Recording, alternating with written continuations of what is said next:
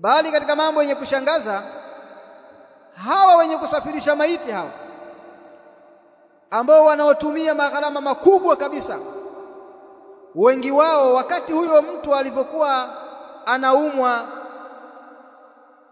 wala hawajali tena. Zikitajwa gharama za tiba, imetajwa labda kwamba huyu bwana anatakiwa atibiwe kwa milioni 6, kwa milioni 10, wala hautosikia wakihangaika hivyo. Wanasubiri akishakufa sasa, pale ndio kile chama cha kufa na kuzikana kifanye kazi sasa.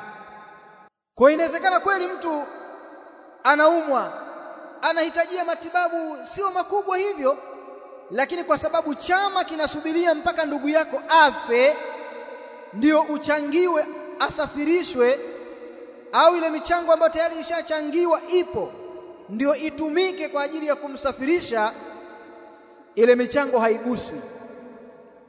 Michango yao haiguswi bwana. Watakusubiria uuguzwe, upate tabu kwenye kuuguza. Ukitoa tu taarifa, bwana yule bwana ameshafariki, basi acha niongee na mwenyekiti awepe taarifa wadau wa chama, aongee na mweka hazina, tupige bajeti kutoka hapo mpaka mkoa fulani itakuwa ni shilingi ngapi.